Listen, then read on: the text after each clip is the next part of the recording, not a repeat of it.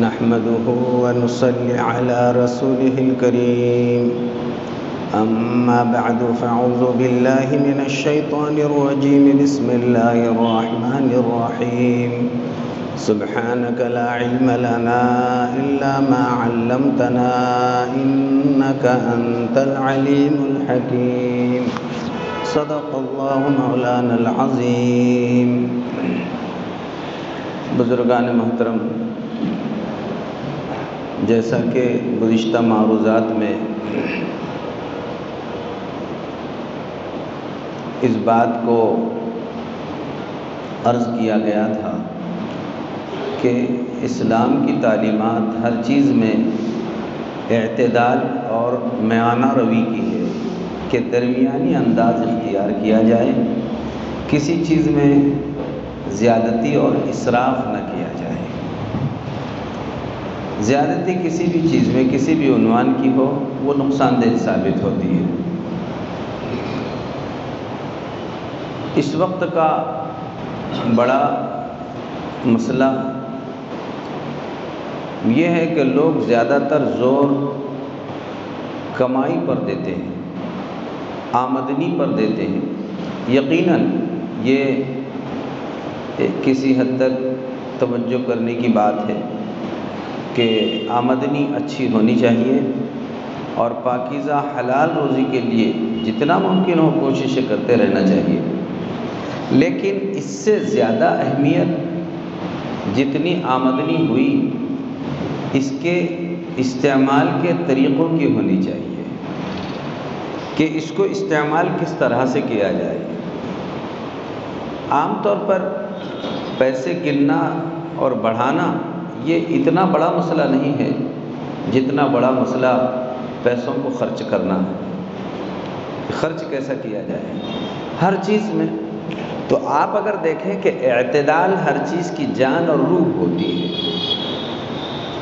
مثلا آپ نے غور کیا اور بارہا غور کیا، ہوا ایک مطلوب چیز ہے، ہونی چاہیے، لیکن یہی ہوا جب طغیانی پر آ جائے، سرکشی پر آ جائے تو آپ نے دیکھا کہ ہواؤں سے کیسے بھیانک نقصانات ہو جاتے ہیں، کتنے بڑے بڑے پریشانیوں کا وہ باعث بن جاتی ہے. آگ کو آپ نے دیکھا، آگ ایک ضرورت، بہت اہم ضرورت کی چیز بنی ہوئی ہے اس وقت. سارے کارخانے، ساری فیکٹریاں، تو ہمارے چولہوں سے لے کر تو بڑے بڑے کارخانے فیکٹریوں تک سب آگ ہی آگ استعمال ہوتی ہے اور ضرورت کی چیز ہے. تو ضرورت کے بقدر اس کا استعمال ایک مفید عمل ہے، فائدہ ہوتا ہے. لیکن جب یہی آگ طغیانی پر آئے، سرکشی پر آئے، زیادتی پر آ جائے، آپ نے دیکھا ہے کتنے بھیانک جان کے اور مال کے نقصان ہو جاتے ہیں اور کتنا خطرناک نقصانات ہونے شروع ہو جاتے ہیں. پانی ایک انتہائی اہم ضرورت ہے کہ جس کے بغیر جینا ممکن نہیں ہے. تو یہ وقت کی بہت ضرورت ہے. نہ پانی ملے تو آپ نے ماضی میں دیکھا کہ کیسے کتنے بڑے بڑے نقصانات ہوئے پانی کے میسر نہ آنے کی وجہ سے. لیکن یہی پانی جب طغیانی کی صورت اختیار کر لے اور یہ حد سے تجاوز کر جائے، بڑھ جائے، تو آپ نے دیکھا کہ جن جگہوں پر سیلاب کی صورتیں پیدا ہو گئیں وہاں کیا کیا نقصانات نہیں ہوئے اور کیسے بھیانک وہاں کے نقصانات ہوئے، آپ نے اس کو اندازہ لگا لیا. تو معلوم یہ ہوا کہ ہر چیز کی ایک حد ہوتی ہے. جب وہ حد میں رہے تو یہ مفید ہے، یہ مؤثر ہے، یہ مناسب ہے. حد میں رہنا چاہیے، یہ وقت کا تقاضا ہے، ضرورت ہے. لیکن جب وہ اپنی جگہ چھوڑ دے، اعتدال چھوڑ دے، درمیانی انداز چھوڑ دے، اب یہ نقصان کی شکل اختیار کر لیتی ہے. بعینی یہی کیفیت آپ کے ہمارے آمدنی اور خرچ کی ہو رہی ہے کہ خرچ ہمارے پاس آمدنی جس انداز کی ہوتی ہے اس سے کئی پٹ زیادہ ہمارے اخراجات ہوتے ہیں اور خرچ کی کوئی انتہا نہیں ہوتی ہے. تو جب ہمارے خرچ نے، جب سے، یہ دھیان میں رکھنے کا جملہ ہے، ہمارے اخراجات نے اور ہمارے خرچوں نے اور ہمارے بیجا استعمال نے جب سے اپنی جگہ چھوڑی، جب سے اپنی حد چھوڑ دی تو اس میں طغیانی پیدا ہونا شروع ہو گئی، اور اس قدر طغیانی پیدا ہو گئی کہ آگ سے آپ نے دیکھا ہے کہ کئی چیزیں جل کے بھسم ہو جاتی ہے، پانی کے سیلاب میں بہہ کر چلے جاتی ہے، ہوا کی جھونکوں میں کتنی چیزیں اڑ کر معلوم نہیں کہاں سے کیا ہو جاتی ہے۔ تو جس طرح سے یہ نقصانات اس کی حد چھوڑنے سے ہو رہے ہیں اور ہوتے ہوئے دیکھے گئے ہیں، اسی طرح سے اخرجات نے بھی جب اپنی حد چھوڑ دیے، ضرورت چھوڑ دیے، اور جب سے یہ شوق پورا کرنے پر اترے ہیں، تو آپ نے دیکھا کہ آگ سے زیادہ نقصانات، پانی سے زیادہ نقصانات، ہوا سے زیادہ نقصانات، ان کی حد چھوڑنے سے زیادہ نقصانات ان لوگوں کے ہوئے ہیں جنہوں نے خرچ کرنے میں اپنی حد کو چھوڑ کر رکھا ہوا ہے۔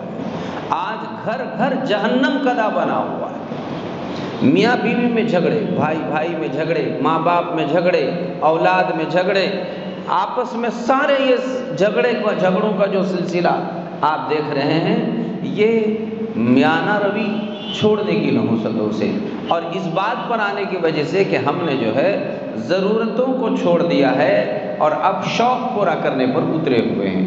تو ایسے شوق ہو رہے ہیں کہ کبھی اس کے بارے میں تصور نہیں کیا جا سکتا تھا کہ اسے بھی کہیں شوق کہا جا سکتا ہے۔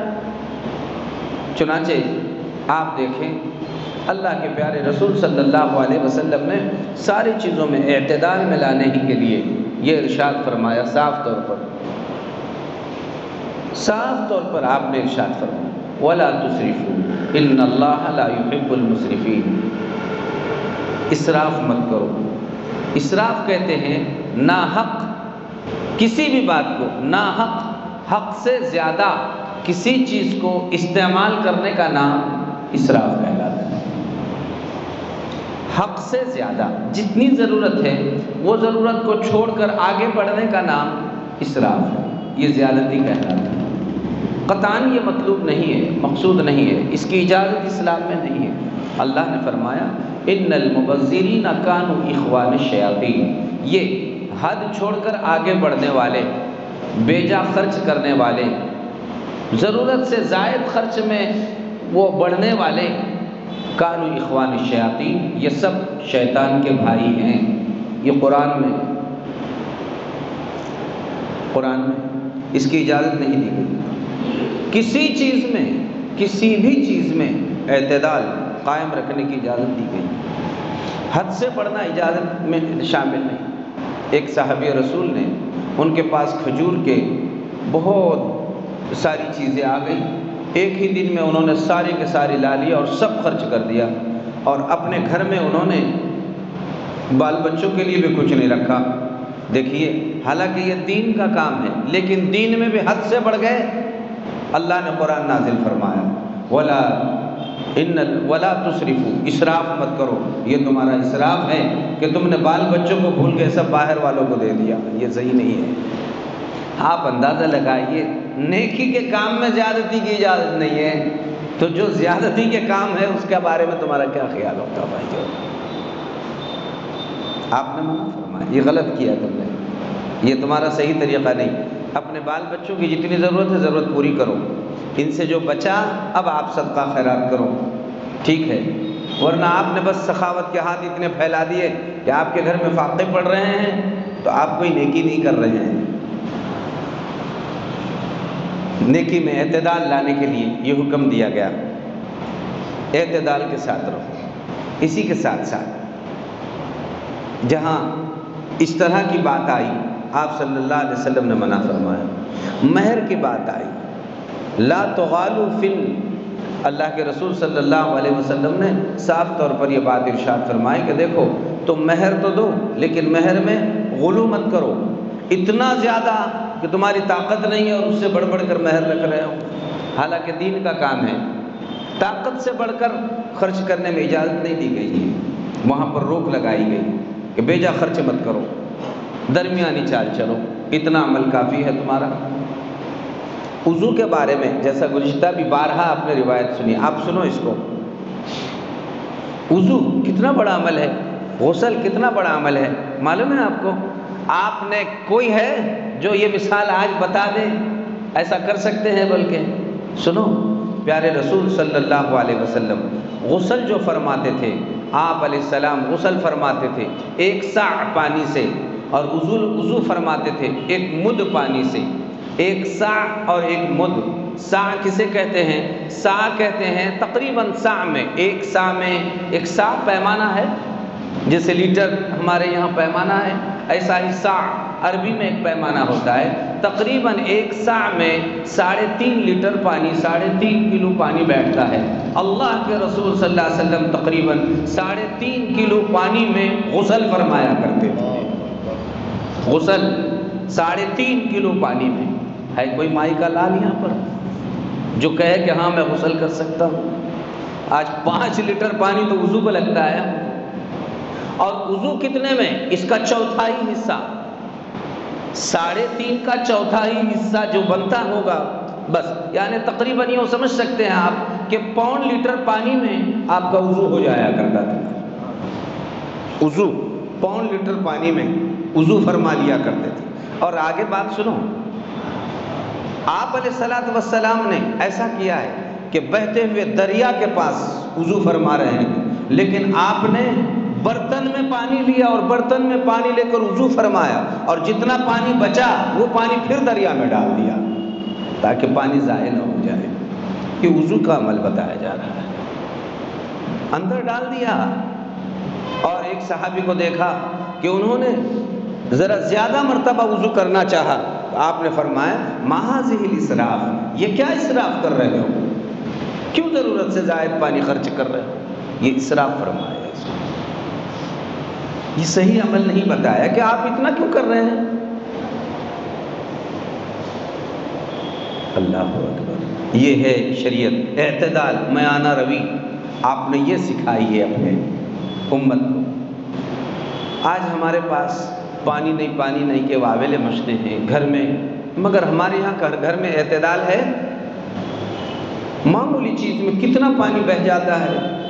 اور بات یہ ہے کہ پانی کی ٹوٹیاں گھروں میں جو لگی ہوئی ہے، مجھے بتایا گیا کہ ایک ٹوٹی یہ جو 50 روپے کی آتی ہے، ٹھیک ہے 50 روپے کی آتی ہے، آپ 100 کی لائیے، 200 کی، 500 روپے کی، 1000 روپے کی، اور کیا، لیکن معلوم ہوا ایک ٹوٹی پانی کی 80 ہزار روپے کی ایک ٹوٹی آتی ہے۔ معلوم نہیں اس میں سے دودھ نکلتا ہے، شہد نکلتا ہے، کیا مسئلہ ہے۔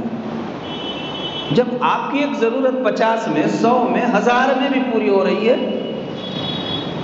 اور اسی کو آپ 5-5 ہزار اور 10-10 ہزار کی استعمال کر رہے ہیں، یہ کیا ہوا؟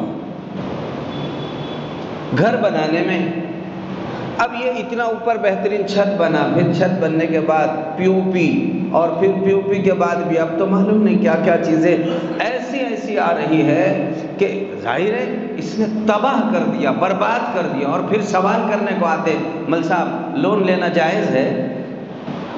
لون لینا جائز ہے گھر بنانے کے واسطے؟ انا للہ و انا الیہ راجعون، لون لینا جائز ہے تمہارے؟ آپ ضرورت پورا نہیں کر رہے ہیں، شوق پورا کر رہے ہیں، اور شوق کے لیے لون لینا جائز ہو سکتا ہے کبھی بھی؟ ممکن نہیں ہے۔ نہیں ہم کو لون ملتا ہے اس لیے اب ہم اس کو جو ہے لون لے کر، ارے آپ کو کہیں اگر کہیں کی آمدنی آتی ہے، اتنے ہی بچے ہوئے پیسے آپ کہیں صحیح مصرف میں استعمال کر دیتے۔ یہ نہیں ہے کہ آپ اس طریقے سے عمارتوں میں خرچ کرتے رہیں۔ اچھی چیز نہیں بتائی گئی، اس کو منع کیا گیا ہے۔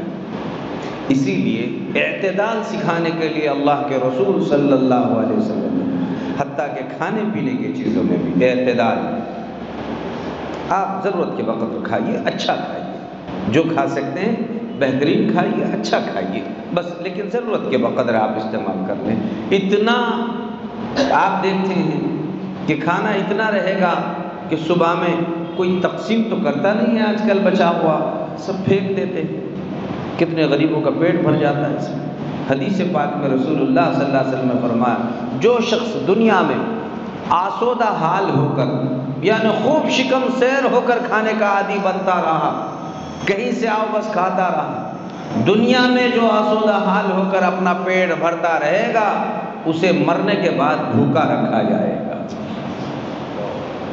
جو یہاں پیٹ بھرتا رہے گا وہاں پر اسے بھوکا رکھا جائے گا. اسراف کیا ہے اس کھانے میں بھی. اجازت نہیں ہے کہ بیجا اس طرح سے اسراف کرو. اللہ کے رسول صلی اللہ علیہ وسلم نے کھانا کھایا ہے اور آپ کے کھانے کا حال یہ ہے. ہماری مائیں امائیں اللہ ان پر کروڑوں رحمت نازل فرمائیں فرماتی ہے پیارے رسول نے کبھی بھی چھنے ہوئے آٹے کی روٹی زندگی میں کبھی نہیں کھائی. چھنے ہوئے آٹے کی زندگی میں کبھی روٹی نہیں کھائی ہے. چھنے ہوئے آٹے کی آپ نے ایسی روٹی کھائی نہیں, زندگی میں نہیں کھائی. آپ کے دسترخوان پر کبھی بھی 2 سالن نہیں دیکھے گئے, کبھی نہیں. 2 سالن آپ کے دسترخوان پر نہیں ہوا کرتے تھے. اکثر مواقع آئے بس پانی اور کھجور پر گزر بسر کر لیا. لیکن یہ ایسی چیز نہیں ہے کہ کھانے پینے میں بس اس طریقے سے بے جا استعمال کیا جاتا رہے کہ اسراف تک بات چلی جائے. یہ جو بات آپ بار بار سن رہے ہیں, حساب دینا پڑے گا, اللہ کے دربار میں جواب دینا پڑے گا, وہ ان کو حساب کتاب کیا, بلکہ وہ تو ایک ایک دن پر جو اللہ کی طرف سے ان پر رحم ہوتا ہوگا ان کے دسترخوانوں کو دیکھ دیکھ کر ہی اللہ ان کی مغفرت فرما رہا ہوگا کہ یہ کھانے. اور آج ہمارے خالی دسترخوانوں کو دیکھ دیکھ کر ہماری پکڑ ہو رہی ہوگی کہ ایسے بھی کئی کھانے کھائے جا سکتے ہیں. کتنے تو پھینکنے میں چلے جاتے ہیں. آج ہم نے ضرورت نہیں سمجھا ہے, شوق سمجھا ہے, شوق پورا کرنا ہے. کپڑوں کے بارے میں اللہ کے رسول کی وہ بات آپ نے بارہا سنی, جس نے اعتدال چھوڑ دیا, ریشم اور حریر کے کپڑے پہن لیا, وہ جنت میں نہیں جائے گا, جنت کی خوشبو بھی نہیں سوکھے گا. ایسے کپڑے پہننے والا جو بالکل ہی اس طرح تنعم کے ساتھ رہا.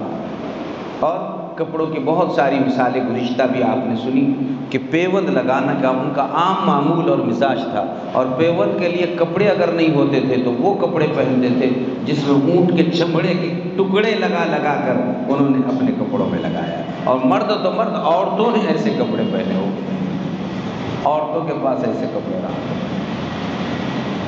ہمارے گھر میں اگر کپڑے ہیں, لباس ہے, تو الماریاں میں نے گزشتہ بھی بتایا کہ پناہ مانگ رہی ہے. مجھے تو اب اندازہ آیا یہ سب حالات دیکھ کر کے کیسے کیسے لوگ گھروں میں جگہ نہیں ہوتی ہے اور بس لگا لگا کے کپڑے رکھے ہوئے, ان کو خود پتہ نہیں چلتا ہے کہ پہلا کپڑا میں نے کب لایا تھا, وہ کس کونے میں رکھا ہوا ہے پتہ نہیں ہے. کوئی ایک آدھ تقریب میں انہوں نے پہن لیا اور بس اٹھا کے رکھ دیا گیا, اور کپڑوں پہ کپڑے آ گئے. اور ان کا حال یہ تھا کہ اگر پہلے دیکھو نا, پہلے میں ہم میں یہ فرق ہے, ان کا گھر جنت کیوں نظر آتا تھا, ان کے گھر میں جنت کی خوشبوئیں کیوں آیا کرتی تھی, ان میں ملاپ کیوں تھے, محبت کیوں تھے, ان میں اتنا زیادہ جوڑ کیوں تھا. وجہ اصل میں بات یہ تھی وہ ضرورت پورا کرتے تھے, شوق پورا نہیں کرتے تھے. جب ضرورت پورا کرنے پر آتے تھے تو کسی کو کسی سے نہ حسد ہوتا تھا, نہ جلن ہوتا تھا, نہ کینہ ہوتا تھا, نہ کپٹ ہوتا تھا, نہ کسی کے بارے میں کوئی برائی ہوتی تھی, نہ برا سوچ ہوتی تھی. بس سب اپنے اپنے اس میں لگے ہوئے ضرورت کے بقدر کمایا کرتے تھے, ضرورت کے بقدر خرچ کرتے تھے, بچا ہوا اللہ کے راستے میں لگا دیا کرتے تھے, بس بہت ضرورت پوری کر لیا کرتے تھے. ان کا اعلیٰ قسم کا شخص بھی, اعلیٰ بڑے قسم کا بھی, بس وہ اعتدال پر آتا تھا. چنانچہ حضرت ابوبکر صدیق رضی اللہ تعالیٰ عنہ کے بارے میں آپ نے سنا ہے کہ بیوی نے بچا بچا کر ایک ایک پیسہ رکھا, معلوم نہیں مہینوں میں کبھی کچھ پیسے بچ گئے ہوں گے. اس کا کسی دن میٹھا بنا کے کھلایا تو فرمایا اتنے پیسے تو اب کم کرنے پڑیں گے, معلوم ہو رہا ہے اتنے زیادہ آ رہے اپنے گھر میں. کیوں زیادہ آ رہے, کم کرنے پڑیں گے اتنے پیسے, کم کرنے پڑیں. حضرت عمر فاروق رضی اللہ عنہ کے گورنر, بہت بڑے گورنر ہے یہ. حضرت عمر فاروق ان کے گھر پر گئے, دیکھا کہ گھر کے چھت پر اوپر روٹی کے ٹکڑے سوکھ رہے ہیں, روٹی کے ٹکڑے سوکھ, گورنر کے گھر پہ روٹی کے ٹکڑے سوکھ رہے ہیں. اور آج تو کھانا بھی نہیں بنا، کہا چولہا تو جلا بھی نہیں، کہا یہ جو روٹے ٹکڑے سوکھ رہے ہیں اب یہ صبح جب آئے گی اسے پانی میں بھگو کے رکھا جائے گا، یہ ہمارا کھانا رہنے والا ہے۔ آج ہے کوئی بچے میں ٹکڑے بنا سرید بنا کے کھانے والے نہیں ہیں، تو یہ ٹکڑے کیا بچا کے رکھ سکتے؟ ہمارے تو بس کہاں کا کچرا کنڈی میں پھینکے جا رہے ہیں روٹی کے ٹکڑے۔ اور ہمارے زبانوں پر پھر یہ جملہ برکت نہیں رہی، غنیمت اللہ تعالیٰ کھلا رہا ہے۔ یہ اعتدال ہے، شریعت نے میانہ روی سکھائی ہے۔ آج کل عورتوں میں خاص طور پر یہ بات بتانے کی ضرورت ہے کہ دیکھو ضرورت پوری کرو، ضرورت پوری کرو، شوق پورا مت کرو۔ چنانچہ آپ کے پاس لباس ہے، اچھے سے اچھا لباس پہنو جو آپ کی ضرورت کا ہے، آپ ضرورت کے بقدر آپ کے پاس 1 2 3 5 یہ لباس ہے، ٹھیک ہے، ضرورت ہے آپ کے پاس اتنے ہیں، لیکن آپ کی الماری دیکھی جا رہی ہے تو گننے میں 10 بھی مکمل ہو رہے ہیں، 15 مکمل ہو رہے ہیں، 20 مکمل ہو رہے ہیں، 25 مکمل ہو رہے ہیں، لیکن ابھی وہ گننا مکمل نہیں ہو رہے ہیں۔ یہ اسراف ہے۔ آپ دیکھیے یہ کیفیات گھر میں ہر ساس کو اپنے بہو سے یہی جھگڑا ہے، ہر ساس کو اپنے بہو سے یہی جھگڑا ہے، اور یہی ہر سمدھی سمدن کو اپنے دوسرے کہ انہوں نے کوئی سکون کی چیز نہیں لی ہے، حالانکہ اس کے پاس اتنا زیادہ ہے کہ بھئی آپ نے بھی کیوں دیا اتنا؟ ان کی ذمہ داری ہے، وہ ذمہ داری پوری کریں اور ضرورت پوری کریں۔ اتنے کپڑے، آج تو پھٹا ہوا کپڑے کا تو سوال ہی نہیں پیدا ہوتا کسی کے یہاں۔ پھٹا ہوا کپڑا پیون تو تصور کے باہر کی بات ہے، بہت باہر کی بات ہے، کوئی نظر نہیں آئے گا آپ کو ایسا۔ یہ اسراف۔ اب اگر یہی باتیں عورتوں کو کہا جائے، چپل پہننی ہے، ان کے پاس پہلے ہی چپل ہے، لیکن ہر تقریب کے لیے نئی چپل، جیسا جوڑا ویسی چپل، ویسی اوڑھنی، ویسا برقع، ویسی ہاتھوں کی چوڑیاں، اور پھر اب تو سونے اور چاندی کی چیزیں بھی جیسا، بس میچنگ چاہیے، ہر چیز کی میچنگ، ایک جیسے ساری کے ساری چیزیں رہنی چاہیے۔ گھر میں رکھنے کے لیے الماریاں فیل ہو رہی ہیں، باپ نے 6 فٹ کی الماری دیا، اس میں رکھنے کو جگہ نہیں ہے، بس جماتے چلے جا رہے ہیں۔ اب یہ بوجھ، یہ اسراف میں داخل ہے۔ یہ بھائیوں آج کوئی، اب میں جب یہ بول رہا ہوں آپ یہ باتیں سر کے اوپر چلے جا رہی ہے۔ اب آپ بتائیے کہ جب 5 کپڑوں کی جوڑی اس کو کافی نہیں ہو رہی ہے، یہ 25 جوڑوں پر آئے گی، چپل کی جوڑیاں رکھنے کو گھر میں جگہ نہیں ہے، جہاں چپل جوتے اتارتے ہیں ایسا لگتا ہے کہ کوئی محلے کے لوگ تو یہ گھر میں جمع نہیں ہوئے ہیں، جانے کے بعد پتہ چلتا ہے کہ نہیں 2 خاتون ہیں، یہ ان کے ہفتہ واری پہننے کے میچنگ کے چپل کے جوڑ رکھے ہوئے ہیں، ہفتہ محلے کی عورتیں ان کے گھر میں کوئی نہیں ہے، یہ تو ان کے گھر میں کے رکھی ہوئی ہے۔ کھانے کے بارے میں جیسے میں نے بتایا آپ کو، اب اگر جو حالات آج کے ہیں تو پھر ان حالات میں کیوں عورتیں وہ مہیلا بچت گٹ کی لعنت میں کیوں مبتلا نہیں ہوگی، سودی لین دین پر کیوں مبتلا نہیں ہوگی، رشوت لینے دینے پر لوگ کیوں مبتلا نہیں ہوں گے، حرام کام پر کیوں مبتلا نہیں ہوں گے؟ بات یہ ہے کہ ہم نے ضرورت کو ضرورت سمجھا ہی نہیں ہے۔ اب ضرورت ختم ہو کر سب لوگ شوق پورا کرنے پر اترے ہوئے ہیں، تو شوق کی نحوستوں نے سب حرام کاموں پر لا کر کھڑا کر دیا، سارے یہاں سے وہاں تک آپ دیکھیں کہ حرام اور ناجائز معاملات ہو رہے ہیں۔ اب وہ بیوی، اس کی جتنی چاہت ہے اتنے کم رقم پر اپنے شوہر سے راضی رہنے کے لیے تیار ہی بھی، یہ دن بھر جھوٹ بولے، رشوت لے لے، سودی کاروبار کرے اور دھوکہ دے دے، خیانت کر دے، لیکن اپنے بیوی کی مطلوبہ رقم اس کے ہاتھ میں اسے پہنچانا ہی پہنچانا ہے، شام میں نہ لائے تو اس کا کھانا پانی بند ہو جائے گا، یہ گھر میں منہ بتانے کے لائق اور قابل نہیں رہے گا، چونکہ بیوی کی چاہت پوری کرنی ہے۔ اور اس سے کم رقم میں جب حلال لاتا ہے تو ظاہر ہے کہ حلال لانے میں ضرورت تو پوری ہوتی ہے، شوق پورا نہیں ہوتا ہے، تو وہ مجبور ہے حرام کام کرنے پر، اس لیے وہ حرام کاموں میں مبتلا ہو رہے ہیں۔ اگر ہم نے بھائیوں شوق کو چھوڑ دیا، ضرورتوں پر آنا شروع کر دیا۔ ٹھیک ہے، آج ایک تقریر پر سب اپنی ضرورتوں پر نہیں آنے والے ہیں، لیکن آپ بھی اگر یہ سمجھے کہ بھئی ضرورتیں ہم کو پوری کرنی ہے، حق حلال کھانے میں سکون، محبتیں، آپس میں جوڑ، اتحاد، اتفاق، سارے دلوں کی صفائی، دل کا میل، کینہ، کپٹ، حسد، جلن سب صاف ہوگا، دور ہوگا، نورانیتیں پیدا ہوگی، تو یہ سب کے سب اسی صورت میں ہونے والا ہے جبکہ ہمارے اندر ہر چیز میں میانہ روی پیدا ہو جائے، اعتدال آ جائے، درمیانی قسم کی چیزیں آ جائیں، ہم شوق چھوڑ کر ضرورت پوری کرنے والے بن جائیں، اللہ کی طرف سے اس میں بالکل خیر پیدا ہو۔ اس کا یہ بھی مطلب نہیں ہے، اس کا قطعاً یہ مطلب نہیں ہے کہ آدمی بخیل بن جائے، نہیں، بخیل نہیں بننا ہے، بخالت الگ چیز ہے، اسراف الگ چیز ہے، اور ضرورت پوری کرنا الگ چیز ہے۔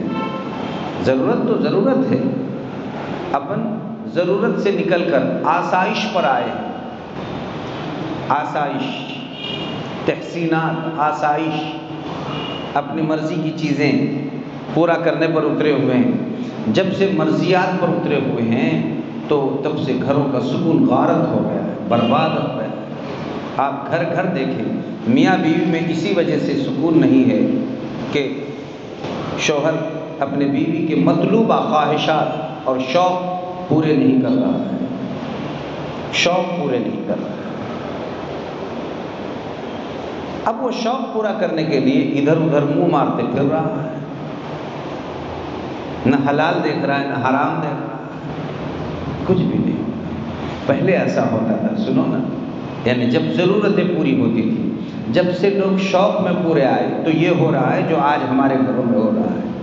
اور جب لوگ ضرورتیں پوری کرتے تھے تو بیویاں اپنے شوہر کو، جیسے آج بھی ہوتا ہے کہ اس کا شوہر کمائی کے لیے جا رہا ہے تو توشہ اپنے ساتھ میں دیتے ہیں، تو وہ توشہ کیا دیا کرتی تھی بیوی، ساتھ میں توشہ جو دیتی تھی تو وہ یہ کہتی تھی کہ دیکھیے یہ جو رومال ہے اس میں ایک طرف سے ہم نے دسترخوان باندھ کے دیا ہے، اب دوسرے طرف کچھ باتیں ہم باندھ کے دینا چاہتی ہے، وہ لے کر بھی جائیے ساتھ میں۔ اور بات یہ ہے کہ دیکھیے اگر آپ ملازم ہیں، آپ کہیں ملازمت کر رہے ہیں، میری درخواست ہے آپ جتنے گھنٹے کے ملازم ہیں پورے گھنٹے پورے کر کے آنا، کسی میں دغا بازی نہیں کرنا، جتنا وقت ہے پورا وقت دینا، ایمانداری کے ساتھ اپنا کام پورا کرنا۔ آپ اگر تاجر ہیں، تجارت میں دیکھو کسی کو دھوکہ مت دینا، جھوٹ مت بولنا، کسی کا حق نہیں مارنا، کسی کے ساتھ غلط بیانے سے کام نہیں کرنا۔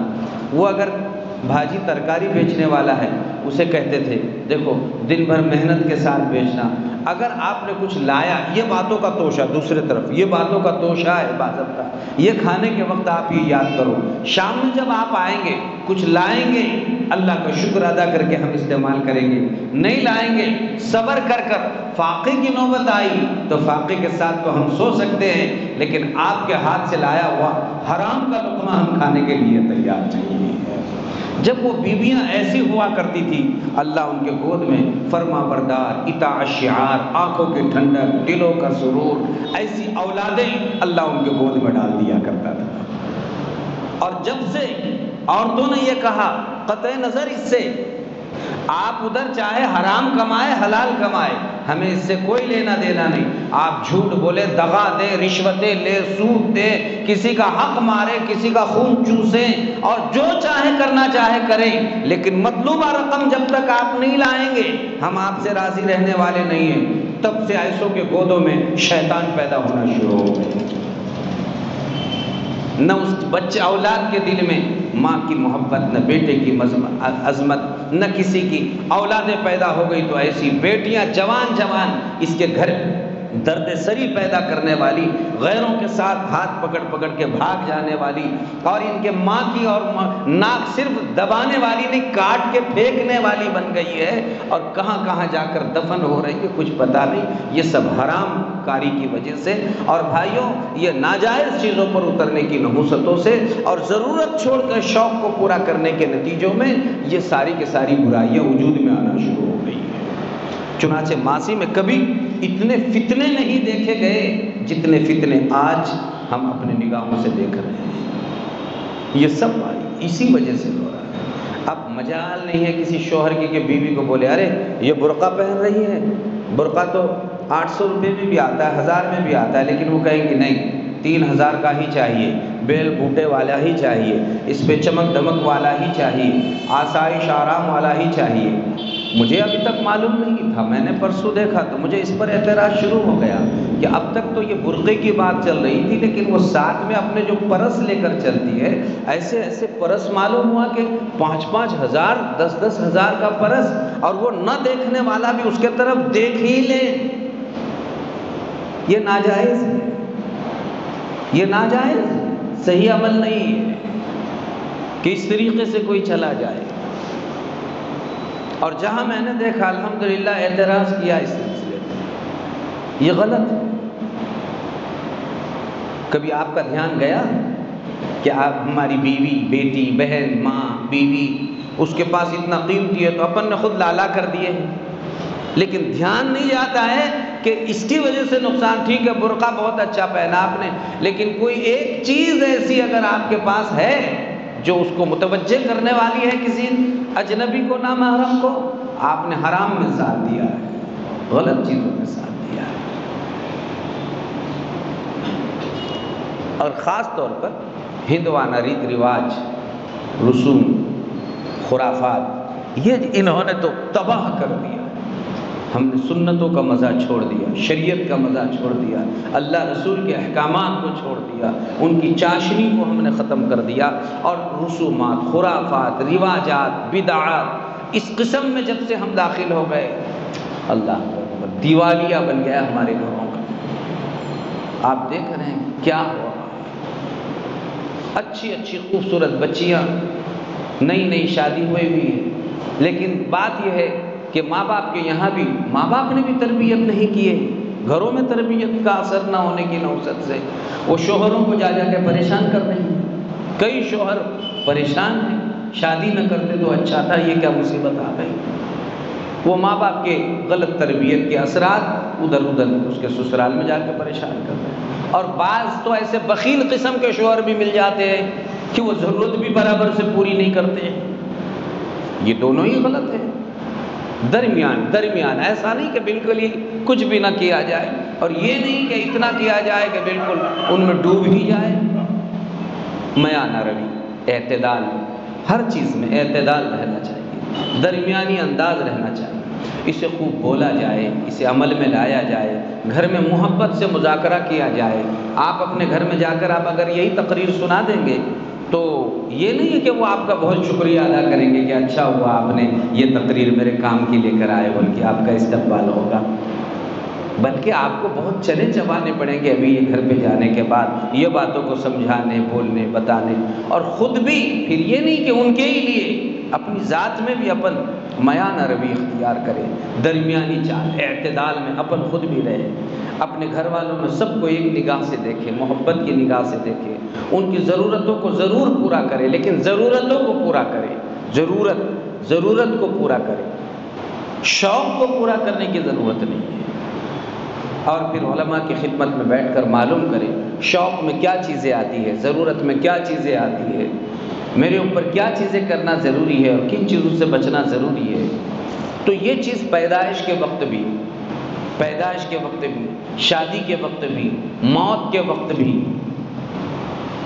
خوشی کی تقریبات میں، غمی کی تقریبات میں ہمیں معلوم ہونا چاہیے شوق کسے کہتے ہیں، ضرورت کسے کہتے ہیں، دین کسے کہتے ہیں۔ اور جب اس سے ہمارے اندر اعتدال آئے، بس میانہ روی، اعتدال کو اگر آپ اپنائیں گے تو مزے حاصل کریں گے، دنیا میں ہی زندگی میں رونق آئے گی، گھر کا فرد خوش ہو رہا ہوگا، بڑی اچھی زندگی، ہماری قیمتی زندگی بن گئی۔ اور ایسے نہیں ہونے کی نحوستوں سے، اب دیکھیے نا، مثال کے طور پر جیسے بتایا تھا گزشتہ بھی، ایک موٹی سی مثال موبائل کی آپ کی خدمت میں پیش کی گئی۔ معلوم ہوا کہ یہ موبائل جو ہے 1000 روپے سے لے کر 1 لاکھ روپے تک، اور 1.5 اور 2 لاکھ روپے تک موبائل آتا ہے۔ تو ظاہر ہے کہ ضرورت تو سب میں ایک جیسی پوری ہوتی ہے، ممکن ہے 19-20 کا فرق ہوگا، بہت زیادہ ضرورت ہے، 2-5 ہزار روپے کا موبائل آپ نے استعمال کر لیا، لیکن اب آپ دیکھیں گے کہ گھر میں آپ کے اگر 10 افراد ہیں تو کم از کم 10 میں سے 7 افراد کے پاس، 5 افراد، آدھے سے زیادہ کے پاس تو 8 اور 10 ہزار روپے کے موبائل اب ایک عام معمول بنا ہوا ہے۔ کوئی راضی نہیں ہے، یہ 1000 اور 500 کو تو کوئی گننے شمار کرنے کو تیار نہیں ہے، وہ ایسا سمجھ رہا ہے معلوم نہیں کتنے درجے کا فقیر، محتاج، غریب، مسکین ہے جس نے ایسی چیزیں استعمال کر لیا۔ دیکھو میرے پاس کیا ہے، تیرے پاس ہے کیا؟ تو جہنم لے کر پھر رہا ہے اور سارے گھر کو جہنمی بنا رہا ہے۔ کیا ہے تیرے پاس؟ کیا ہے؟ معلوم ہوا ٹھیک ہے ایک ضرورت کی چیز ہے، لیکن بات تو یہ ہے نا کہ چھری سونے کی ہے، لیکن ظاہر ہے چھری کا تو کام ہے بھئی یہ تو پیاز کاٹ دے، آلو کاٹ دے، بیگن کاٹ دے، گوشت کاٹ دے، جب تک اس کام میں استعمال ہو رہی ہے یہ واقعی ضرورت پوری ہو رہی ہے۔ لیکن اب آپ نے یہ سب چیزوں کو کاٹنا چھوڑ کر اب انگلیاں کاٹنا، ہاتھ کاٹنا، حتیٰ کہ گردنیں کاٹنا شروع کر دیا، تو وہ چھری ہے؟ تو موبائل بہت سونے کی چھری ہے لیکن گردن کاٹ رہی ہے، ہماری بیٹیوں کو کہاں سے کہاں پہنچا رہی ہے، بہنوں کو کہاں سے کہاں پہنچا رہی ہے، شادی شدہ بیویوں کو کہاں سے کہاں پہنچا رہی ہے، 4-4 5-5 بچوں کی ماؤں کو کس کے پاس سے کس کے پاس پہنچا رہی ہے۔ سونے کی چھری ہے لیکن گردنیں کاٹ رہی ہے۔ ابھی یہ تھوڑا سا حسین منظر یہاں پالی کے تالاب پر شروع ہوا، آپ نے دیکھا ہوگا وہاں کئی شکایات لوگوں نے پیش کی کہ مل صاحب یہ پالی کا تالاب کیا بنا، یہ تو سینما تھیٹر بنا ہوا ہے۔ خوب وہاں پر گھروں کی حسینائیں تفریح کے خاطر جا کر، اب کسی کے پاس برقع نہیں ہے، کوئی تو پانی میں بس یوں ہی کوئی ہنسی مذاق ویڈیوگرافی ہو رہی ہے، کس کی تصویر کوئی اور کن کی تصویر کوئی لے رہا ہے، اس کا شوہر وہاں شوہر کھڑا ہوا ہے، شوہر دیکھو شوہر بے غیرت شوہر کھڑا ہوا ہے، بے غیرت باپ کھڑا ہوا ہے، بے غیرت بھائی کھڑا ہوا ہے، اور اللہ کے رسول نے فرمایا ایسا بے غیرت باپ، شوہر اور بھائی اور وہ مرد جس کی محرم اس کے ساتھ ہے اور وہ دیکھ رہا ہے کہ یہ کس سے بات کر رہی ہے پھر بھی پرواہ نہیں کر رہا ہے، یہ قیامت کے دن بھی دنیا میں بھی دیوس قرار دیا جائے گا۔ وہ دیوس، قیل من یا رسول اللہ، پوچھا گیا اللہ کے رسول دیوس کسے کہتے ہیں؟ تو آپ نے فرمایا جو اس کی پرواہ نہ کرے کہ اس کی محرم کس کے ساتھ بات چیت کر رہی ہے، وہ دیوس۔ اور یہ سب یہ موبائل وہاں وہ دیکھ رہی ہے نا، کہاں کی تصویریں کہاں پر آئی، یہ سب شوق پورا ہو رہا ہے، ضرورت ختم ہو گئی، شوق پورا کرنے نے اسے گھر کی 4 دیواری سے باہر نکال کے کھڑا کر دیا ہے۔ میں پھر بھی ایک آخری واقعہ آپ کو نقل کر کے ہی بات ختم کرتا ہوں، آپ دھیان سے سنیے۔ ابو داؤد شریف میں یہ واقعہ منقول ہے۔ اللہ اکبر، ایک صحابی رسول کہیں اللہ کے راستے میں کہیں گئے تھے، اچانک وہ آئے تو انہوں نے دیکھا اللہ اکبر، گھر تو کون سے تھے ایسے، لیکن گھر کے چوکھٹ پر انہوں نے اپنی بیوی کو دیکھا، چوکھٹ پر اپنے بیوی کو دیکھا کہ یہ چوکھٹ پر تنہا باہر کھڑی ہوئی ہے، بس ان کی غیرت برداشت نہیں کر سکی اور ہاتھ میں تلوار تو تھی، فوراً تلوار نکال کے ارادہ تھا کہ گردن اڑا دے بیوی کی، غیرت برداشت نہیں کر رہی، تو چوکھٹ پر کیسے؟ اس نے کہا، دیکھا کہ اب شوہر کا تیور بدلا ہوا ہے، فوراً کہا جلدی مت کرو، جلدی مت کرو، تھوڑا صبر سے کام لو، مجھے پوچھو تو صحیح کہ آخر تو نے ایسا کیوں کیا ہے۔ بس تسلی ہوئی، بتا کیوں، باہر کیوں؟ کہا کہ دیکھو گھر میں میں تنہا عورت تھی اور اپنے گھر میں بہت بڑا اژدھا نکلا ہوا ہے، اس کے ڈر اور خوف سے میں باہر نکل کر کھڑی ہو گئی تھی۔ ابو داؤد شریف میں یہ واقعہ ہے کہ وہ جلدی سے اندر گئے اور اندر جانے کے بعد دیکھا کہ وہ ایک اژدھا تھا، انہوں نے فوراً وہ تلوار جو ہے اس میں چبو دی، تو وہیں پر وہ کہتی ہے کہ میں نے دیکھا کہ وہ جب تلوار اندر ٹھونس دی تو مجھے اندازہ نہیں ہوا کہ پہلے میرا شوہر مرا یا پہلے سانپ مرا، دونوں مر گئے۔ اب اس کے رشتہ دار اللہ کے رسول کی خدمت میں گئے اور انہوں نے کہا کہ ایسا ایسا نئی دلہن تھی اور ان کے یہاں یہ واقعہ پیش آیا، تو آپ نے اس وقت فرمایا کہ یہ کچھ جنات ہے جو اس طرح سے گھروں میں گئے تھے اور ممکن ہے ان کے چھیڑ کی وجہ سے یہ واقعہ پیش آیا، لہٰذا تم میں سے کسی کے گھر میں اگر ایسے سانپ اور اس قسم کی چیزیں نکلے تو مارنے سے پہلے 3 مرتبہ کہہ دیا کریں، کوئی اور مخلوق ہے تو چلی جائے، پھر حملہ کر دیا کریں اس کے اوپر، تاکہ ایسی کوئی چیز اگر ہو تو وہ اپنے چلے مقام پر چلے جائے گی، یعنی بولتے بولتے مار دیں۔ لیکن واقعہ میں آپ کو یہ غیرت کا واقعہ بتا رہا ہوں، چوکھٹ میں دیکھنا برداشت نہیں کرتے تھے اور آج پالی کے تالاب پہ بٹھانے پر خوش ہو رہے ہیں۔ یہ فرق ہے ان میں اور ہم میں۔